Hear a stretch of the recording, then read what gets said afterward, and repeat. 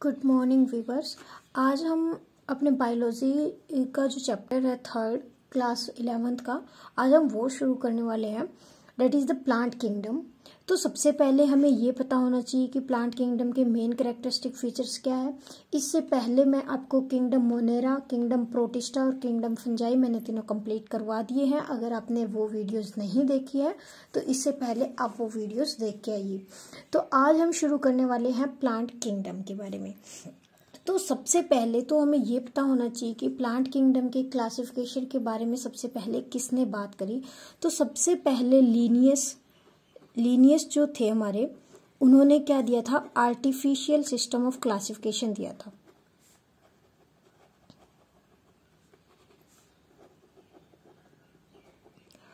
उसके बाद सेकंड जो था वो था natural system of classification.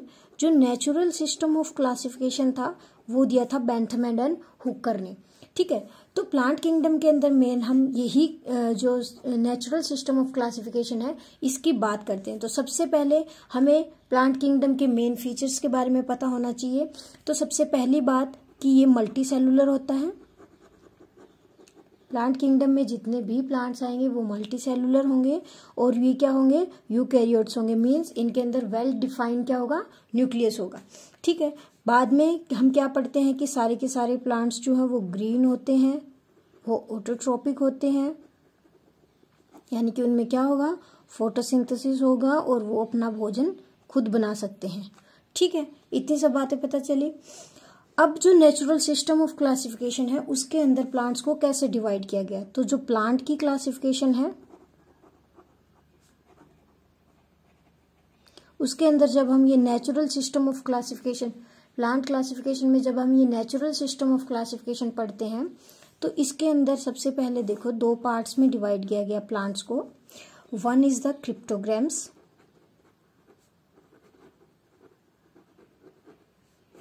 Second one is the phanerograms. अब देखो जो क्रिप्टो का मतलब होता है नेक्ड, गेम्स मीन मैरिज या फ्यूजन हम बोल सकते हैं। ठीक है, यानी कि ये जो प्लांट्स थे क्रिप्टो गेम्स में जो भी प्लांट्स आएंगे वो सीडलेस प्लांट होंगे। ठीक है, उनमें सीड नहीं होंगे, सीड लेस प्लांट्स होंगे। तो इसके अंदर हमारे तीन कैटेगरीज आती हैं।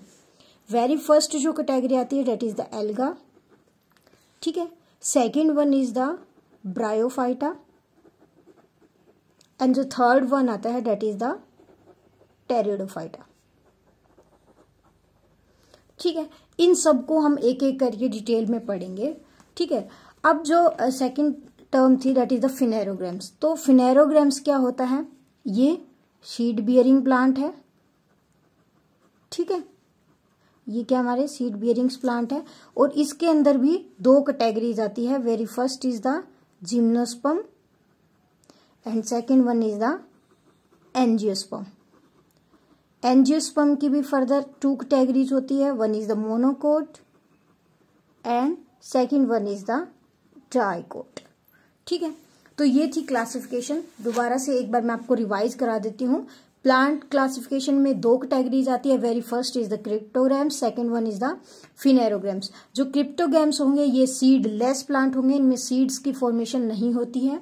तो इसमें तीन टाइप के प्लांट्स आते हैं। जैसे फर्स्ट कैटेगरी जो है वो एल्गा आएगा, सेकंड ब्रायोफाइट्स आएगा, फिर आएगा टेरिडोफाइट्स। ठीक है, फिनेरोग्राम्स की अगर हम बात करें तो ये सीड बियरिंग प्लांट होते हैं। इसमें दो कैटेगरी है। Very first is gymnosperm and second one is the angiosperm. Angiosperm में दो कैटेगरीज आती है, फिर हमारी मोनोकोट एंड डाइकोट। तो आज जो है वो हम वेरी फर्स्ट कैटेगरी पढ़ेंगे डेट इज द एल्गा। तो स्टार्ट करते हैं, चलो एल्गी के बारे में पढ़ना। एल्गी, तो एल्गी में सबसे पहली बात क्या होता है कि ये थैलोफाइटा है, थैलोफाइटा क्लास के मेंबर है। थैलोफाइटा का मतलब क्या होता है, सबसे पहले हमें ये पता होना चाहिए। थैलोफाइट्स का मतलब ये है कि इसमें रूट, लीफ और जो स्टेम होती है वो डिफ्रेंशिएट नहीं होती, मतलब इनकी ऐसे थैलोइड बॉडी होगी। ठीक है, ये ग्रीन होते हैं, रेड भी हो सकते हैं, ब्राउन भी हो सकते हैं, ठीक है, डिपेंडिंग अपॉन द पिगमेंट्स कि इनमें किस टाइप के पिगमेंट्स प्रेजेंट होते हैं, उनके बेस पे ये हम आगे क्लासिफिकेशन में पढ़ेंगे। ठीक है, तो थैलोइड स्ट्रक्चर होती है यानी कि अनडिफरेंशिएटेड होगी, रूट स्टेम और लीफ के अंदर ये डिवाइड नहीं होती है। अगर हम इनकी बात करें हैबिटेट की, अगर हम इनकी हैबिटेट की बात करें तो ये एक्वाटिक भी हो सकती है, ठीक है, ये टेरेस्ट्रियल भी हो सकती है, ठीक है, और यूनिसेलुलर भी हो सकते हैं, ये मल्टीसेलुलर, कॉलोनियल भी हो सकते हैं, मतलब ये कॉलोनी भी बनाते हैं, फिलामेंटस भी हो सकते हैं। ठीक है, ये सब कैटेगरीज है। आज हम ट्रिक्स के साथ याद करेंगे कि कौन सी कैटेगरी में कौन सी एल्गी आती है, वो सब हम लास्ट में डिस्कस करेंगे। फिर हम बात करते हैं रिप्रोडक्शन की, कि एल्गी के अंदर जो रिप्रोडक्शन है वो कैसे होता है। तो रिप्रोडक्शन के इसमें 3 मोड होते हैं। ठीक है, रिप्रोडक्शन के 3 मोड होंगे। जो वेरी फर्स्ट है that is the vegetative reproduction. ठीक है, वेजिटेटिव रिप्रोडक्शन कैसे होगा, जैसे फ्रेगमेंटेशन से। फ्रेगमेंटेशन का क्या मतलब होता है कि हमारा कोई एल्गा है, जैसे ये हमारी फिलामेंटस कोई एल्गी है, इसका एक पार्ट ब्रेक डाउन हो गया और फिर दोनों अलग अलग से फिर से बन गए न्यू पार्ट। ठीक है, जो सेकंड पार्ट आता है that is the asexual reproduction. Asexual reproduction में क्या होंगे, स्पोर्स बनेंगे और उनसे जो है वो रिप्रोडक्शन होगा। थर्ड वन आता है that is the sexual reproduction. Sexual reproduction में क्या होंगे, सेक्सुअल रिप्रोडक्शन फर्दर 3 टाइप का होता है। One is the isogamous type का, second one is the anisogamous, और जो थर्ड वन होगा that is the oogamous type का। ठीक है, तो आइसोगैमस में क्या होता है, देखो आइसोगैमस के अंदर हमारे इस टाइप के 2 गैमेट्स होंगे। ठीक है, और दोनों क्या होंगे, सेम साइज के होंगे। मेल और फीमेल जो गैमेट है वो दोनों का साइज क्या होगा, सिमिलर होगा। एनाइसोगैमस में क्या होगा, जैसे यहाँ पे ये फीमेल मेल फीमेल है, दोनों बराबर साइज के हैं।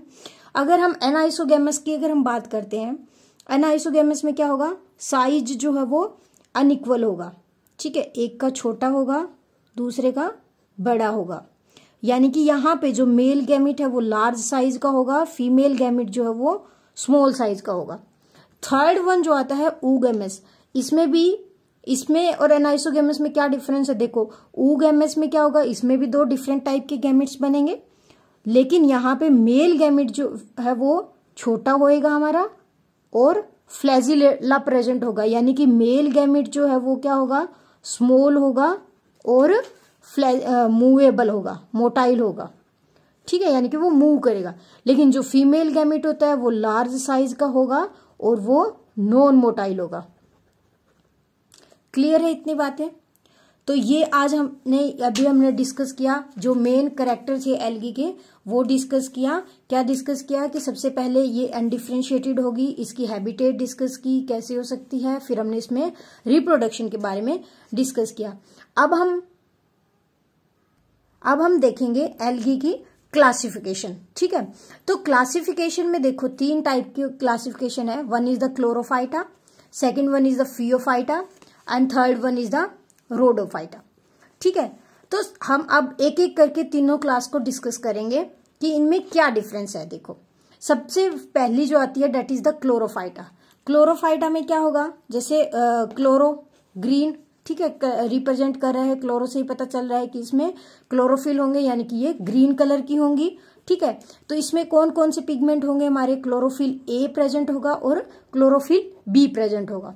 ठीक है, और इसमें अगर हम रिजर्व फूड मटेरियल की बात करें तो वो क्या होगा, स्टार्च होगा। इसकी सेल वॉल जो है वो किसकी बनी होगी, सेलुलोज की बनी होगी। और इसमें कितने फ्लैजिला होंगे, 2 to 8 फ्लैजिला होंगे।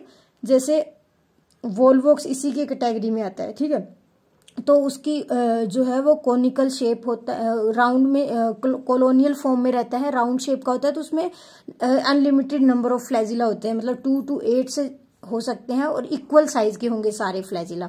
ठीक है, तो ये क्लोरोफाइटा के हमने मेन कैरेक्टरिस्टिक फीचर पढ़े। सेकंड आता है हमारा फियोफाइटा। फियोफाइटा को हम ब्राउन एल्गी बोलते हैं, इसमें जो पिगमेंट प्रेजेंट होगा तो क्लोरोफिल सी होगा ए के साथ, और इसमें फ्यूकोजेंथिन प्रेजेंट होगा। अभी हमने क्लोरोफिल ए और बी पढ़ा, लेकिन यहाँ पे ए, सी और फ्यूकोजेंथिन प्रेजेंट होगा। इसमें रिजर्व फूड मटेरियल स्टार्च था, लेकिन फियोफाइटा में जो रिजर्व फूड मटेरियल है वो क्या होगा, मैनिटोल और लेमिनेरियन। इसमें क्लोरोफाइसी में सेल वॉल सेलुलोज की बनी हुई थी, इसमें सेलुलोज के साथ क्या होगा, एल्जिन प्रेजेंट होगा। और इसमें 2 फ्लैजिला होगा, और दोनों फ्लैजिला जो क्या है, अनइक्वल साइज के होंगे। ये चीज ध्यान रखनी है, यहाँ पे दोनों फ्लैजिला अनइक्वल साइज के हैं। क्लोरोफाइसी में दोनों फ्लैजिला क्या थे आपके, इक्वल थे। थर्ड हम बात करते हैं रोडोफाइटा। रोडो आर से याद कर रहा, आर से रेड, ठीक है, रोडो आर रेड। तो यहाँ पे जो रोडोफाइटा उसमें क्लोरोफिल डी प्रेजेंट होगा और एक फाइकोइराइथ्रिन प्रेजेंट होगा, ठीक है। इसमें रिजर्व फूड मटेरियल क्या होगा, फ्लोरिडियन स्टार्च। हमने पढ़ा क्लोरोफाइसी में क्या था, स्टार्च था, फियोफाइसी में मैनिटोल और लेमिनेरियल था, और रोडोफाइसी में क्या होगा, फ्लोरिडियन स्टार्च होगा। यहाँ पे जो सेल वॉल है वो सेलुलोज प्लस पेक्टिन की बनी होगी, और जो इम्पोर्टेंट फीचर वो ये है कि यहाँ पे जो फ्लैजिला है वो क्या होंगे, आपके अब्सेंट होंगे, फ्लैजिला नहीं प्रेजेंट होंगे रोडोफाइसी के अंदर। अब हम इन सब के एग्जाम्पल्स याद करेंगे ट्रिक से, ठीक है। तो अब यहाँ पे देखिए मैंने कुछ ट्रिक बनाई है। तो क्लोरोफाइसी के लिए क्या ट्रिक है, वीसी के घर से कलर शुरू करो, ठीक है। यानी कि वीसी के घर से कलर शुरू करो में वी से हमारा बनेगा वोल्वॉक्स, सी से बनेगा क्लेमाइडोमोनाज, से के एस से बनेगा स्पाइरोगायरा, कलर के सी से बनेगा कारा, यू से बनेगा यूलोथ्रिक्स। तो ये थे हमारे क्लोरोफाइसी क्लास के मेंबर के लिए ट्रिक। नेक्स्ट हम पढ़ते हैं फियोफाइटा। फियोफाइटा क्लास के अंदर क्या आएगा, सेल्फ डिफेंस आपको याद रखना है, सेल्फ डिफेंस आपको नाम याद रखना है। तो एस से आपका होगा सारग्रासम, ई से होगा एक्टोकार्पस, एल से होगा लेमिनेरिया, और एफ से होगा फ्यूकस, और डिफेंस के डी से होगा आपका डिक्टियोटा। नेक्स्ट हमारा बच गया रोडोफाइसा। रोडोफाइसी के लिए जो ट्रिक है वो है घर घर पे पोस्टर, ठीक है, घर घर पे पोस्टर। यानी कि जी से ग्रेसिलेरिया, जी से जेलिडियम, इस पी से पोरफायरा, और पोस्टर के पी से पॉलीसाइफोनिया, ठीक है। आई होप आपको ये सब चीजें याद होंगी, आप इस ट्रिक को ध्यान में रखोगे। अब 1-2 क्वेश्चंस और बनते हैं इंपॉर्टेंट, उनको देख लेते हैं हम। जैसे कई बार ऐसे क्वेश्चन आ जाता है कि एल्जिन हमें कहाँ से ऑब्टेन होता है। तो एल्जिन जो है वो हमें ब्राउन एल्गी से मिलता है। ब्राउन एल्गी को क्या बोलते हैं, अभी बताया क्लासिफिकेशन में, फियोफाइसी बोलते हैं, और इसमें जो फ्लैजिला है वो अनइक्वल होते हैं ब्राउन एल्गी के फ्लैजिला। तो ये एल्जिन जो है वो ब्राउन एल्गा से मिलता है। कई बार पूछ लेते हैं कि कौन सी ब्राउन एल्गी से हमें एल्जिन मिलता है, तो आप याद रखोगे नाम लेमिनेरियन, ठीक है, लेमिनेरिया हो गया आपका, फ्यूकस हो गया, जितने भी ब्राउन एल्गी है उनसे मिलता है। पहला क्वेश्चन। सेकंड क्वेश्चन हमें ये मिलता है कई बार कि कारागिन ये कहाँ से ऑब्टेन होता है हमें, तो आप याद रखोगे कारागिन जो है वो आपको रेड एल्गा से मिलता है। कौन सी रेड एल्गी से मिलता है उसका नाम अगर पूछ ले तो वो आप नाम याद रखोगे, डेट इज द कॉन्ड्रस क्रिस्पस, ठीक है।